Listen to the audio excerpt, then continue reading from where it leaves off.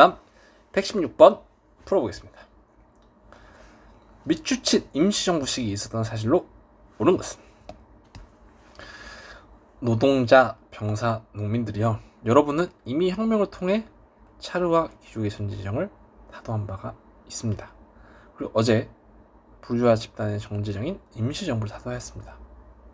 이제 우리 과제는 페트로그라드에 대한 공격을 막아내고 내부 반혁명 세력을 철저히 무장해제시키고 혁명 세력을 확고히 조직하여 민중강령을 확실히 실현하는 것입니다.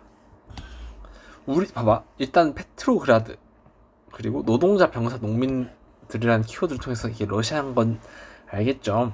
근데 얘네들은 이미 혁명을 통해 귀족의 전제정을 한번 타도했대. 그럼 이 전제정을 무너뜨린 혁명은 뭐예요? 이게 3월 혁명이죠. 그리고 어제 부르주아 집단의 전쟁이 임시정부를 타도했대. 그러면 이 임시정부를 타도한 혁명은 뭐예요? 11월 혁명이야. 자, 그러면 이 임시정부는 어떤 혁명을 통해 수립된 임시정부예요? 이 3월 혁명을 통해 수립된 임시정부죠. 이해 가죠? 그걸 어제 11월 혁명으로 없애버린 거야. 그래서 임시정부는 3월 혁명으로 수립된 임시정부다. 그럼 얘네가 했었던 일을 찾아보면 되겠죠? 그래서 이 3월 혁명으로 수립된 임시정부를 케렌스키 임시정부라고도 해요. 그래서 그것까지 알아두면 좋고, 케렌스키 임시정부가 했었던 일은 독일과의 전쟁이 지속된 거죠. 이 시기에 있었던 일은. 그래서 이것 때문에 결국 이 11월 혁명이 다시 일어납니다. 그럼 나머지 선지도 확인해 볼게요. 코민포름은 1947년 한참 뒤에 생기고요. 니콜라 2세는 또 한참 전에 집권을 해요. 3월 혁명 이전에 한참 전에 집권하고 피해를 사건은 1905년, 신경제 정책은 1921년에 실시됩니다. 그래서 정답 3번이고요. 자, 가정부에 대한 설명을 옳은 것은 노동자, 병사, 농민들에게 똑같죠? 임시정부는 타도되었어요. 이 임시정부는 어떤 임시정부인지 알겠죠? 임시정부 강요 대다수가 이미 체포되었어요. 가는 모든 나라의 인민에게 민주적 강화를, 모든 전선의 휴전을 제한하겠습니다. 자, 이 임시정부는 타도되고 이후에 수립된 정부는 휴전을 제한하겠대. 모든 전선에. 그러면 11월 혁명으로 수립된 정부죠. 레닌의 소비에트 정부입니다.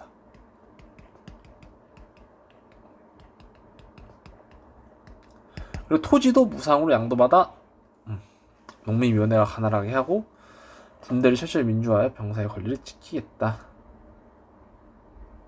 그리고 러시아의 모든 민족에게 자결권을 보장하겠다. 모두 다 소비에트 정부에 대한 설명입니다. 그래서 정리해두면 좋을 것 같고요. 찾아보겠습니다. 농노해방령을 발표한 건 R2세죠. 알렉산드르 2세. 포츠모스 조약을 체결한 건 이게 1905년입니다. 1917년이기 때문에 상관없습니다. 피리 일요일 사건을 초래한 것도 러일 전쟁이죠. 1905년. 신경제 정책을 실시한 건 레닌의 소비에트 정부입니다. 정답 4번이고요. 독립국가연합은 1991년에 결성됩니다. 그래서 정답 4번. 자, 여기서부터 2차 세계대전입니다. 대공황은 2015 개정 교육과정에서 한 번도 아직 등장한 바가 없고요. 계속해서 2차 세계대전이에요. 여기도 뭐 연표 문제부터 해가지고 국가 간의 관계 문제, 그래서 그게 다양하게 나오니까 잘 정리해두면 좋을 것 같고요. 자, 그럼 118번부터 2차 세계대전 문제 풀어보도록 하겠습니다. 미추친 점령 이후에 발생한 사실로 옳은 것은 히틀러의 집권 이후 재무장관 독일은 체코슬로바키아 서부 지역 일대를 요구하였대요. 이에 영국과 프랑스 등은 전쟁을 피하기 위해 미네 협정에서 이를 승인했어. 그러나 히틀러는 나머지 지역까지 요구하면 팽창의 야욕을 드러내는 가운데 체코슬로바키아에 대한 점령, 체코슬로바키아 점령이 1939년입니다. 자, 근데 이 문제는 체코슬로바키아 점령 연도도 알아야 되고요. 이전에 볼게요. 히틀러가 체코슬로바키아 서부 지역 일대를 요구했어. 이게 뭐예요? 이게 수데텐 지역을 요구한 거예요. 체코슬로바키아 수데텐 지역을 요구한 건데 이게 1938년입니다. 처음에 체코슬로바키아 수데텐 지역만 요구했어요, 히틀러가. 근데 이제 영국과 프랑스가 뮌헨 협정에서 이를 인정했죠. 그러니까 히틀러는 더 갖고 싶은 거지. 아, 배째라 이거야. 나 체코슬로바키아 전체 다 가질 거야. 해서 1년 뒤에 체코슬로바키아 전체를 점령합니다. 그리고 이제 폴란드까지 침공하니까 영국과 프랑스가 더 이상 안 되겠다 해서 독일한테 선전포고를 한 게 2차 세계대전의 출발이죠. 그래서 이 두 개 구분해서 연도 알아둬야 돼요. 수데텐 지역 요구는 38년, 그리고 수데텐 지역 점령까지 했고요. 38년에. 그리고 체코슬로바키아 전체 점령은 1939년. 오케이? BC 정부 그래서 점령 이후에 발생한 거, BC 정부 수립된 건 40년이죠. 오스트리아 합병은 1938년이에요. 이전이기 때문에 틀렸고요. 노르웨이 덴마크 공격도 40년. 에티오피아 침공은 39년. 그래서 정답 기억 디귿입니다. 119번. 밑줄친 기억 기간 동안에 볼 수 있는 모습으로 가장 적절한 것은 타이와의 국경 분쟁이 심화되는 가운데 중국 남부 지역과 맞닿아 있는 해안 지역이 일대에서 많은 일본군이 출발하고 있대요. 자, 중국 남부 지역과 맞닿아 있는 타이와의 국경 분쟁이, 타이는 태국이죠. 그래서 이 타이와 국경 분쟁을 통해서 여기가 일단 동남아시아 쪽인 건 알겠어. 그리고 중국 남부 지역이라고 하니까. 근데 여기에 일본이 출몰하고 있대요. 일본이 동남아시아를 침공한 건 한 번밖에 없죠. 2차 세계대전 때. 근데 일단 넘어가 보겠습니다. 우리 식민지에 대한 이러한 군사적 위협 행위에 대해 적극적으로 대처해야 됩니다. 이와 같은 위기 상황에서 최근 우리 수도가 점령되어 불안감이 고조되었지만 때마치 본국의 남부지방에 새로운 정부가 수립됐대요. 기존의 혼란이 어느 정도 수립되면 일본과의 협상 본격적으로 진행할 수 있을 거래요. 자, 동남아시아에 일본이 쳐들어오고 있는데 이 동남아시아를 식민 지배하고 있는 국가 중에 하나가 어딜까요? 근데 뭐 여러 개 있겠죠. 영국도 있고 프랑스도 있고 네덜란드도 있어요. 근데 이 우리를 한번 볼게요. 우리는 어쨌든 이 동남아시아 식민지에 일본이 쳐들어왔어. 그래서 그 우리의 동남아시아 식민지가 일본에게 의해서 공격당했어. 근데 우리는 수도가 점령돼요. 불안감이 고조됐는데 본국 남부 지방에 새로운 정부 수립됐어. 이게 어떤 거예요? 지금 프랑스의 상황을 나타내고 있죠. 2차 세계대전이 돼서 독일한테 공격 당해가지고 드골은 영국으로 망명을 했고요. 수도가 점령당해서 대신 프랑스 남부에 독일 괴뢰국인 BC 정부가, 친독일 정권인 BC 정부가 수립됐죠. 그래서 이 BC 정부가 수립된 기간이 40년부터 44년입니다. 그래서 이 기억 시기는 44년이고 일본이 동남아시아, 특히 베트남을 먼저 침략하거든요. 베트남은 당시 누구 식민지였어요? 프랑스 식민지였죠. 그래서 프랑스는 이 동남아시아 식민지인 베트남을 일본에게 공격당한 상황입니다. 일본이 베트남을 침공한 연도가 40년이에요. 그래서 이 프랑스 입장에서 아시아 태평양 전선 그리고 유럽 전선을 동시에 주고 있는 상황이고 이게 40년에 시작을 해서 둘 다 40년이죠. 우리가 수도가 점령된 시작이 40년이고 일본이 베트남 동남아시아를 공격한 시점이 40년이에요. 그리고 우리 수도는 44년까지 점령되었다가 노르망디 상륙 작전으로 44년에 해방됩니다. 그래서 이렇게 키워드를 찾았어야 합니다. 아시겠죠? 그래서 프랑스 입장에서 아시아 태평양 전선, 유럽 전선을 동시에 물어보는 문제라 조금 어려웠어요. 그래서 힌트를 잘 찾아서 기억 기간을 찾아내는 게 중요했습니다. 자, 포츠담 회담 45년이고요. 선전포고는 39년, 2차 세계대전 발발이죠. 정답 3번입니다. 딱 이 기간 동안 드골이 영국에서 망명 정부를 수립해가지고 저항운동을 전개합니다. 오스트리아 합병은 38년, 덴마크 침공은 40년인데 덴마크 침공을 먼저 하고 파리를 점령해요. 그래서 덴마크 침공이 파리보다 먼저입니다. 아시겠죠? 자, 120번. 가정권식이 있었던 사실로 옳지 않은 것은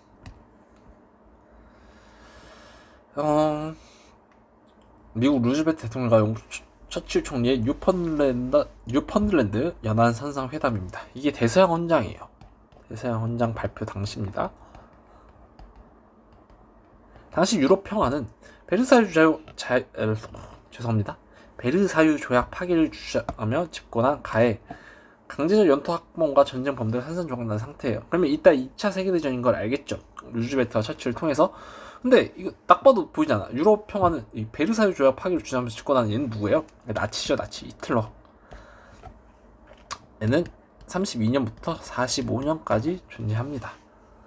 그래서 이 기간에 있었던 사실을 물어보면 돼요. 히틀러의 나치당 정권 문제는 이거 말고 하나 더 있어요. 그 해에 두 문제가 나왔는데 하나만 갖고 왔습니다. 그래서 이따 이런 게 있었다 알면 좋을 것 같고요. 나치 집권 시기도 알아두면 좋을 것 같습니다. 중일전쟁이 일으킨 건 이 시기에 있었던 사실을 옳지 않은 걸 골라야 돼요. 그러면 중일전쟁이 37년 맞죠? 포츠담 회담. 자, 여기서 이 포츠담 회담의 내용을 알아야 되는데, 포츠담 회담은 독일은 이미 항복을 했는데 일본이 항복하지 않아서 일본의 문제를 해결하기 위해 개최한 회담이에요. 그래서 이 포츠담 회담이 독일 항복 이후입니다. 그래서 이걸 알았어야 돼요.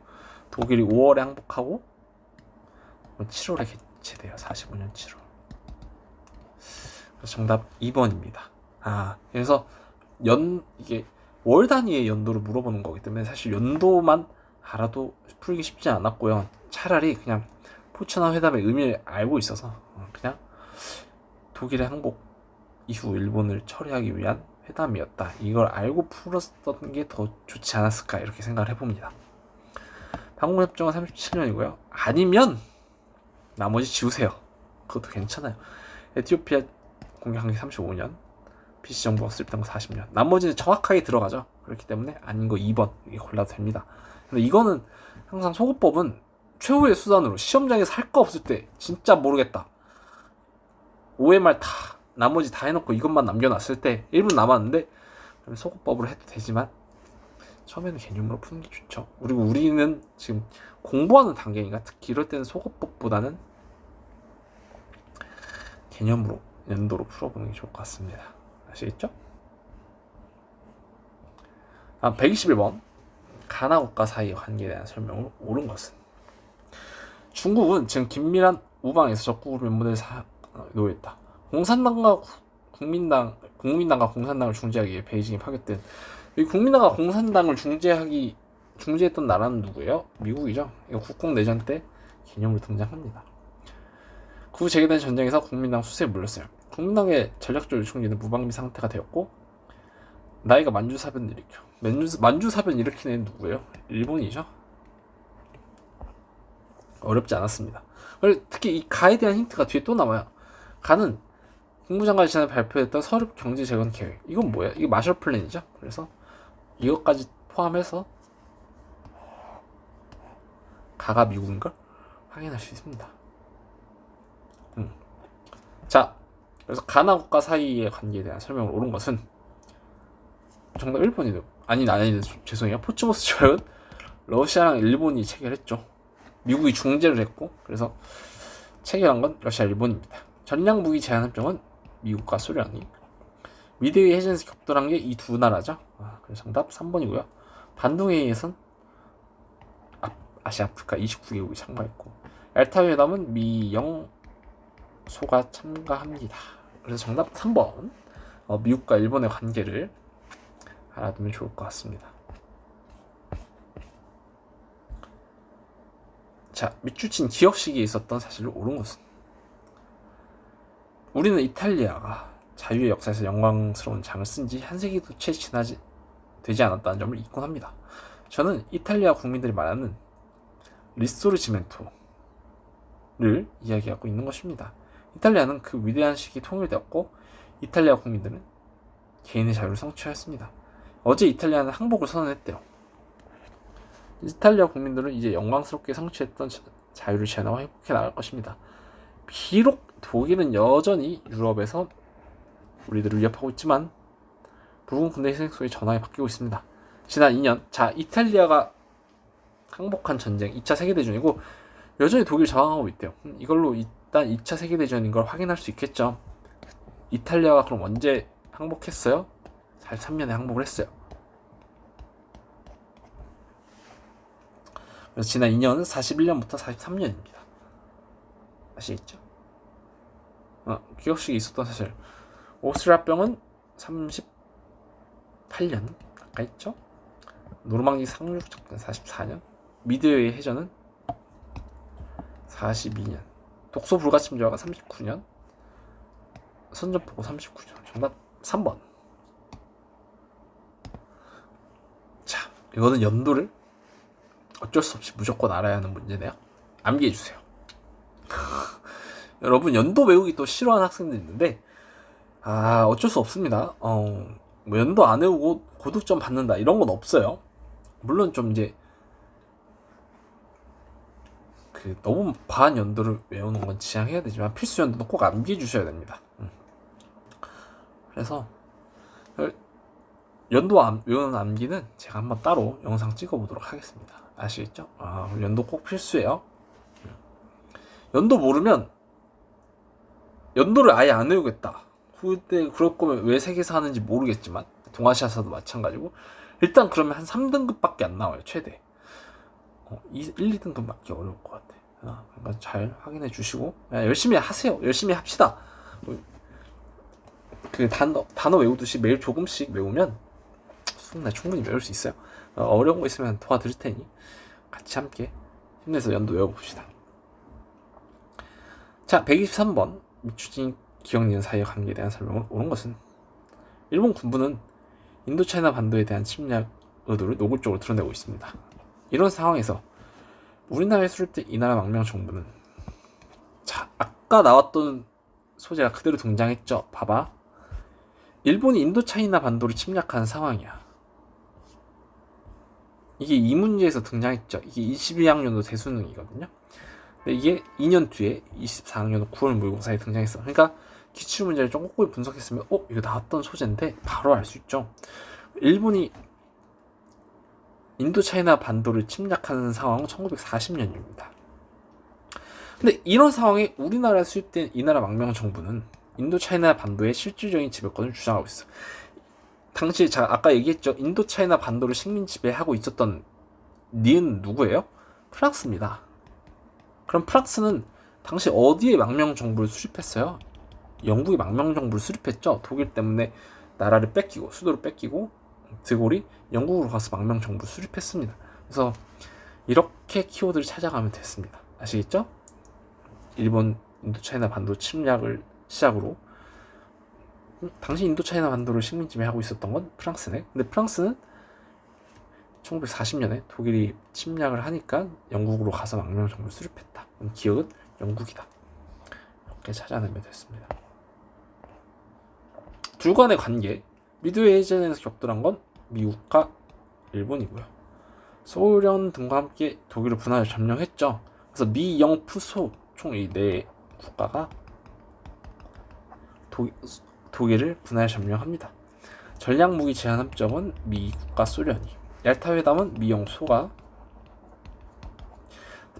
방공협정은 독, 이, 일 이렇게 됩니다. 아시겠죠? 자, 124번 가나 발표 사이에 있었던 사실로 옳은 것은 이제부터 냉전과 탈냉전 파트예요. 여기도 굉장히 많은 주제가 등장하는데 우선 냉전 파트, 그러니까 독일과 소련과의 대립관계 이런 게 많이 등장을 하고요. 그 다음 그 이후 여기서 냉전 과정에서 독일 문제도 많이 나와요. 그러니까 베를린과 그 독일 분할 관련된 문제도 굉장히 많이 나오고 그 다음 제3세기 문제도 여러 가지 나오죠. 특히 근데 반동회의가 일단 밥 먹듯이 나오고 최근에는 1차 비동맹 회의도 등장했고요. 그 이후에 이제 현대사에 관한 내용도 등장합니다. 소련 해체, 공산주의 붕괴에 관한 내용도 많이 나요. 소련 해체 그리고 동유럽 공산주의 붕괴에 관한 내용도 나오고요. 이후에 경제사상, 현대 경제에 관한 뭐 유럽 연합이라든지 신자유주의까지 이렇게 많이 등장을 합니다. 그래서 다양한 주제가 나오기 때문에 여기도 꼼꼼하게 정리해 두셔야 돼요. 자, 124번 가나 발표 사이에 있었던 사실로 옳은 것은 미국은 그리스 정부로부터 자유국가로 살아남기 위해 필요한 지원을 해달라는 긴급 요청을 받고 있습니다. 오늘날 공산주의자들이 그리스의 생존을 위협하고 있습니다. 터키도 지금 우리의 도움을 필요로 합니다. 이에 미국은 그리스와 터키 등을 공산주의로부터 막기 위해 재정적 지원을 염두에 두고 있다. 이게 뭡니까? 트루먼 독트린이죠. 내용 알아두셔야 됩니다. 미국은 앞으로 베트남 전쟁과 같은 군사적 개입을 필요로 합니다. 하지만 기존에 체결한 조약을 지키고 우리 동맹국의 핵의 위협을 받을 경우에만 직접 나설 것입니다. 그 밖에 내란이나 침략이 있는 경우 아시아 각국은 스스로 협력에 대처하기 바랍니다. 그러니까 스스로 아시아 국가들은 이제부터 아시아 스스로 지켜라. 이게 뭘까요? 이게 닉슨 독트린입니다. 그래서 아시아 방위는 아시아 스스로 해라. 이것이 닉슨 독트린의 핵심이죠. 1947년이고요. 1969년입니다. 국제연합은 45년에 창설이 됐고요. 대서양헌장은 41년에 발표됐고 베를린 장벽이 61년에 설치됐죠. 정답 3번. 그리고 독립국가연합은 91년에 결성됐고 고르바초프의 페레스트로이카 정책은 85년에 시행되었습니다. 그래서 각 독트린 이 두 개의 내용, 이 두 개 독트린 내용 꼭 알아두시고 연도까지 알아두시고 아시겠죠? 125번 다음 조약으로 성립한 국제기구에 대한 설명으로 옳지 않은 것은 조약을 체결한 회원국들은 개별 회원국에 대한 공격을 회원 전체에 대한 공격으로 간주한다. 따라서 회원국들은 국제연합 헌장 제51조에 따라 공격받은 회원국에게 즉각 군사력을 포함한 모든 지원을 제공한다. 이 조약은 유럽과 북아메리카 내 모든 회원국의 영토뿐만 아니라 프랑스, 알제리, 터키 영토, 북회기선 북쪽 북대서양 지역 내 회원국의 주권에 미치는 섬들에게도 해당된다. 자, 공격받은 회원국에 즉각 군사력을 포함한 모든 지원을 제공한다. 일단 군사적인 협력인 걸 알 수 있겠어요. 근데 누구야? 유럽과 북아메리카 내 회원국이 주된 회원이죠. 그래서 이게 나토입니다. 이 국제연합 헌장만 보고서 UN 딱 찍으면 안 돼요. 아시겠죠? 유럽과 북아메리카 내의 군사적 동맹이기 때문에 북대서양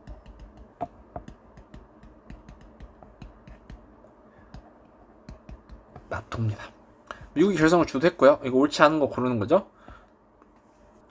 트루먼 독트린 이후에 창설됩니다. 유럽연합은 93년에 이거 47년이고요. 연도가 한참 차이 나죠. 그리고 바르샤바 조약기구의 창립을 초래합니다. 공산주의 팽창에 대항하기 위해 조직되었어요. 그러면 이 북대서양 조약기구 때문에 만들어진 게 뭐라고요? 바르샤바 조약기구예요. 냉전 체제 속에서 군사적 대립이 심화되는 가운데 체결된 조약의 일부입니다. 이 조약으로 결성된 국제기구. 참, 소련, 폴란드 이런 딱 봐도 동유럽과 소련의 공산주의 국가들이 많이 참가돼 있죠. 무력을 포함해 필요하다고 판단된 모든 수능을 동원해 공격받는 국가 또는 국가들을 즉시 지원한다. 동유럽 국가들 간의 군사적인 동맹이네요. 이게 뭐예요? 방금 봤던 바르샤바 조약 기구입니다. 그래서 이렇게 연결되는 거예요. 아시겠죠?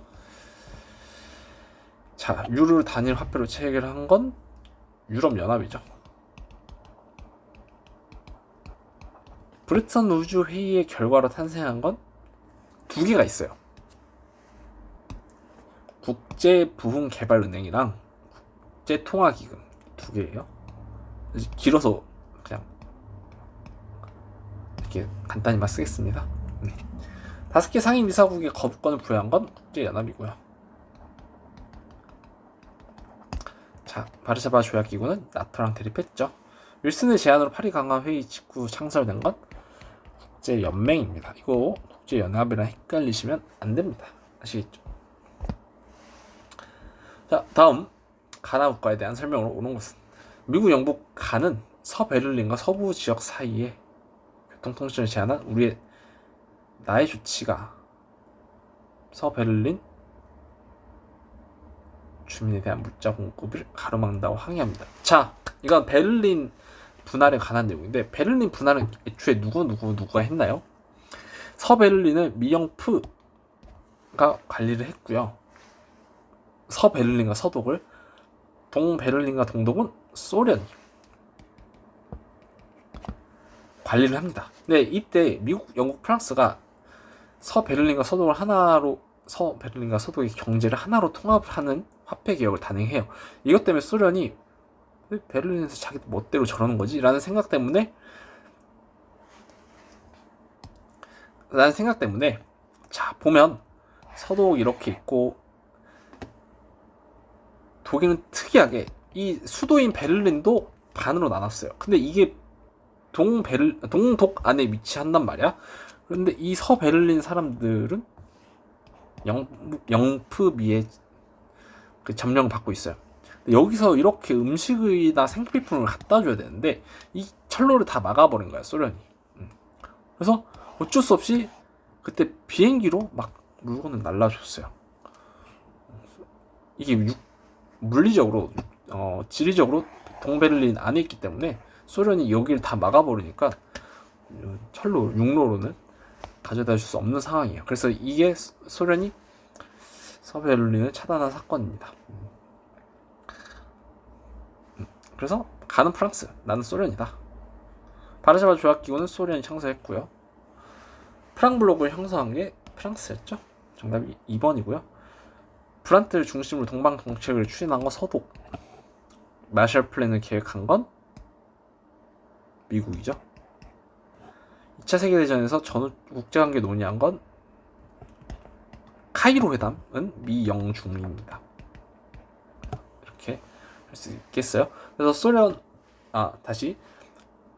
독일 분할을 어떻게 했는지, 미국, 영국, 프랑스랑 소련이 어떻게 했는지까지 확인하고 미국, 영국, 프랑스의 화폐 개혁과 결국 그것 때문에 소련이 서베를린을 봉쇄한 그 내용까지 알아두면 좋을 것 같아요. 아시겠죠? 자, 128번 밑줄진 기억식이 있었던 사실로 옳지 않은 것은 베를린 장벽이 무너지다. 베를린 장벽이 무너졌어요. 이게 언제예요?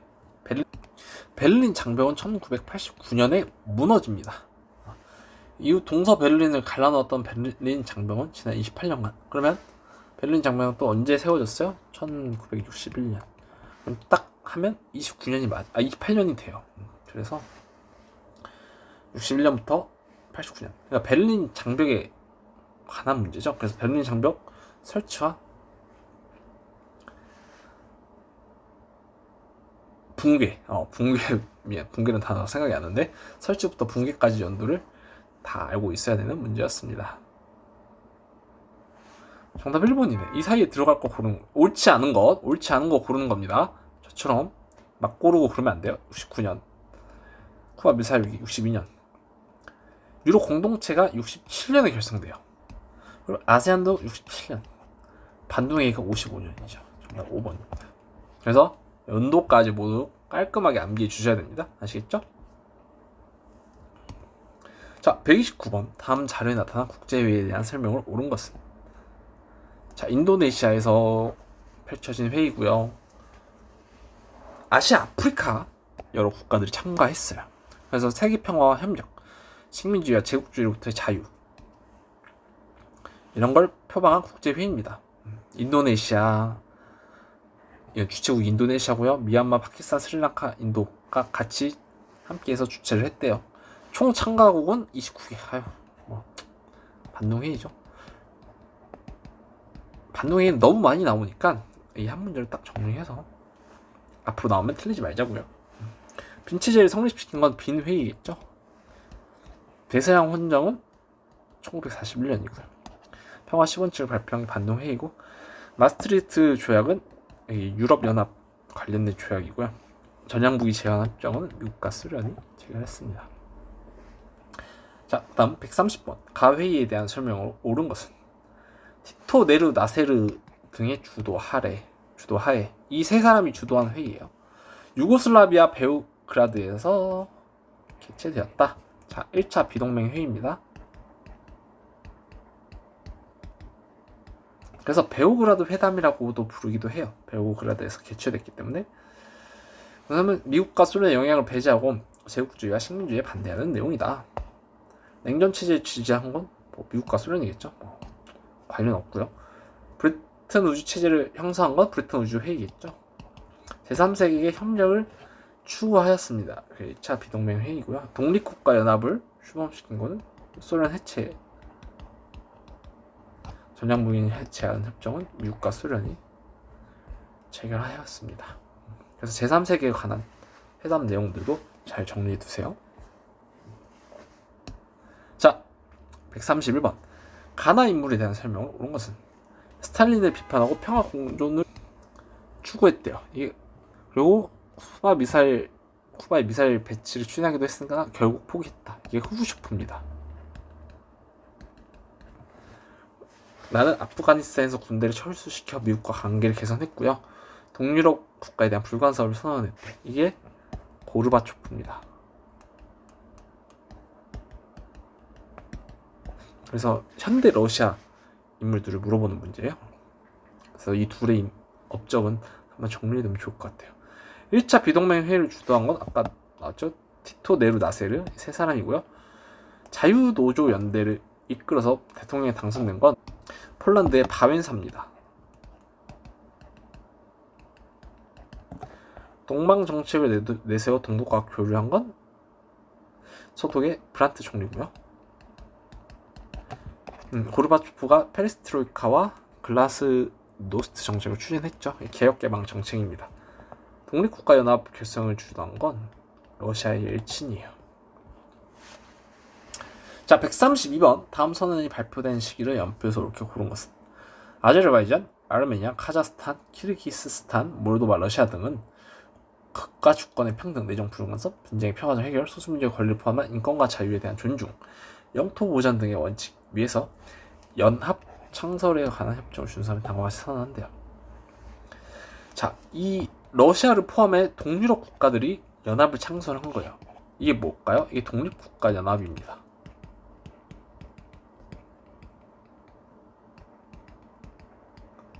(1991년이죠)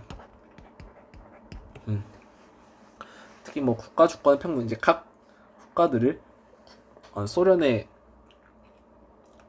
회원국이 소련 안에 있는 국가가 아니라 각 국가별로 동유럽 국가 자체별로 존중한다는 내용 들어가 있어서 독립국가 연합입니다. 그래서 내용 잘 확인하면 좋을 것 같고요. 연도까지 알아야 되죠. 이거는 그냥 대놓고 연도 알아야 돼요, 여러분. 1991년 대서양원장 41년, 트루먼 독트린 47년, 쿠바 밀사일 위기 62년, 닉슨 독트린 69년, 골바초프가 85년에 집권했고 무역기구가 95년에 출범했기 때문에 정답 5번입니다. 이건 뭐 연도 모르면 풀 수 없는 그런 문제였죠. 그래서 독립국가 연합에 대한 사료랑 연도까지 한번 잘 확인해 주시면 좋을 것 같아요. 자, 133번 한번 보겠습니다. 독일은 가를 공격함으로써 2차 세계대전을 일으켰고 어디에요? 폴란드죠. 홀로코스트까지 자행했다. 브란트 총리는 독일의 과거사를 사죄하는 의미에서 바르샤바가 폴란드 수도입니다. 폴란드에 대한 설명으로 1차 비동맹 회의는 유고슬라비아에서 개최됐죠. 독립국가 연합에 가입하지 않았어요. 폴란드는. 하벨이 벨벳 혁명을 통해 수립된 것은 체코슬로바키아였죠. 바웬사가 자유노조에서 바웬사의 자유노조가 총선에서 승리한 게 폴란드에서 있었던 일입니다. 카슈미르는 인도에서 있었던 일이에요. 자, 밑줄 친 기억의 사례로 가장 적절한 것은 134번. 새로운 서기장은 브레즈네프 시대의 정책과 공개적으로 거리를 두며 바르샤바 조약기구 회원국들의 내정에 개입하지 않는다는 원칙을 표명하였다. 이에 동유럽 공산주의 정권들에 대한 소련의 지원하는 영향력이 줄어들자 각국 반체제 세력은 운신의 폭이 넓어졌고 국제 외교 무대에서도 상당한 영향을 행사하기에 이르렀다. 일반 시민들 사이에서도 개혁의 요구와 민족주의 열기가 거세지면서 대부분의 공산주의 국가들이 혁명의 파도에 휩쓸렸다. 동유럽 공산주의 정권들이 붕괴되는 상황이죠. 그의 사례로 가장 적절한 것은 체코슬로바키아가 독립했다. 애들이 이거 많이 골랐는데 이게 1차 세계대전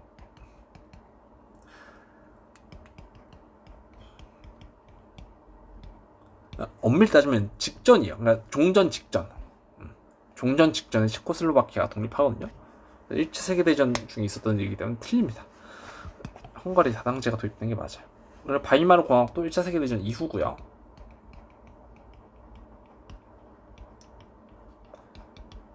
브란트가 동방 정책을 추진한 건 이거와 관계 없습니다.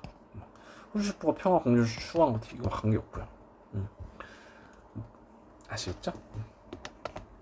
그래서 정답은 2번이다. 그리고 체코슬로바키아 독립연도 헷갈리면 안 됩니다. 이게 체코슬로바키아라는 내용이다. 체코슬로바키아 정답이 되려면 옆에 있던 하베리 발벨 혁명을 통해서 민주정부를 수립했다는 내용이 여기 들어가야 돼요. 근데 독립은 1차 세계대전 도중이기 때문에 공산주의 붕괴와는 관련이 없다. 이렇게 이해하시면 되겠습니다. 아시겠죠? 자, 그럼 135번. 가기구에 대한 설명을 옳은 것은? 그림은 영국의 가탈퇴를 의미하는 브렉시트 문제를 소재로 한 것이래요. 브렉시트는 2016년 영국 국민투표에서 51.9%의 찬성을 결정되었대. 이는 회원국 간 관세를 철폐하고 단일 통화 유료를 사용하는 등 지역 통합을 지향하던 유럽연합에 큰 충격을 주었다. 그래서 브렉시트랑 유로 잘 확인해 주시면 좋을 것 같아요. 마셜 계획을 수립한 건 미국이고죠. 반동에서 평화 10원칙을 채택한 건 반동회의고요. 아시아 아프리카 29개국. 마스트리히트 조약을 출범한 게 유럽연합입니다. 코메코는 동유럽 공산주의 국가들끼리 두었고요. 상임이사회 거부권을 부여한 건 국제연합이죠. UN. 자, 136번. 가경제사상의 영향에 대한 탐구활동을 가장 적절한 것은? 이게 가장 충격적인 문제였어요. 내가 이때까지 봤던 모의고사 중에서 손꼽는 잊을 수 없는 문제였습니다. 철이, 나 요새 경제적으로 어려워. 정부의 도움이 필요해. 나는 런던의 노숙자가 되어버렸어. 정부가 거처를 마련해 주었으면 좋겠어. 이렇듯 사람들은 자기 문제를 사회에 떠넘기는데 도대체 이 사회란 뭐죠? 사회? 그런 건 없습니다. 다만 개인이 있을 뿐이죠. 각자 자기부터 챙겨야 돼요. 정부는 각종 규제를 완화해 경제적 자유를 확대할 테니 개인의 능력을 마음껏 펼쳐보세요. 저돌적인 추진력으로 철의 여인이라 부리던 마가렛 대처의 인터뷰를 해요. 공동체의 사회적 역할과 정부의 시장 개입을 최소화하는. 자, 정부의 시장 개입을 최소화하자는 내용이 주로 이른데요. 이 통해 그가 두 차례 대규모 석유 파동과 세계 경제 침체 가운데 케인즈주의를 비판하면서 대도한 신자유주의 사상을 신봉하였음을 알 수 있대요. 그러니까 두 차례 석유 파동 때문에 경제 위기가 찾아오니까 마가렛 대처가 책 한 권을 탁 내리치면서 우리가 믿어야 할 건 이것입니다. 신자유주의에 관한 내용이었죠. 그래서 이제부터 마가렛 대처를 중심으로 미국의 로나드 레이건 대통령까지 함께해서 신자유주의 정책을 확산합니다. 그래서 정부의 규제를 철폐하고 정부의 복지 지출도 줄이고요. 시장 개입을 최소화합니다. 그래서 시장의 경제를 알아서 시장에서 그냥 자기들끼리 알아서 해라. 그러면 경제는 알아서 좋아질 것이다. 이게 신자유주의의 기본적인 내용입니다. 그래서 이 신자유주의는 자유무역을 또 추구했거든요. 국가 간의 자유로운 무역. 그래서 세계무역기구를 통해서 자유무역과 세계화가 확산되는 과정을 조사하는 것, 신자유주의에 대한 설명입니다. 이해 가시죠? 마그너법은 대공황 때 제정됐고요. 신경제정책은 러시아의 레닌, 인민공사는 대학증 운동 때, 파운드블록도 역시 대공황 때 수립됩니다. 정답 5번입니다. 그래서 신자유주의에 대한 내용 한번 잘 정리해두면 좋을 것 같아요. 자, 케인즈주의를 비판한 거, 이거 빼먹은 것 같아요. 설명 중에. 케인즈는 우리 대공황 때 배웠거든요. 이 경제 위기가 찾아왔을 때 정부가 이 시장 경제에 적극적으로 개입해야 된다. 그게 케인즈주의입니다. 케인즈라는 학자가 주장한 경제 정책인데 반대죠. 이제 마가렛 대처는 그렇게 케인즈처럼 국가가 시장 경제에 개입하면 안 된다. 그래서 케인즈를 비판한 겁니다. 이것까지 알아두면 좋을 것 같아요. 자, 이렇게 해서 신자유주의 정리 잘 해주시고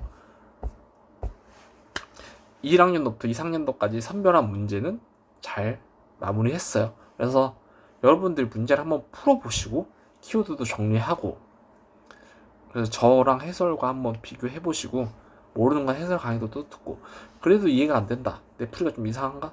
맞는 건가 싶으면 항상 물어보시고 편하게 물어보시고요. 지금까지 따라오느라 고생 많았고 우리 다음엔 그 1학년도 아니 뭔 소리야 작년 문제들 2025학년도 기출문제 60문항 있죠? 그건 한 번에 쫙 같이 풀어볼 거예요. 그러니까 다음 시간에 또 만나 뵙도록 하겠습니다. 그럼 안녕.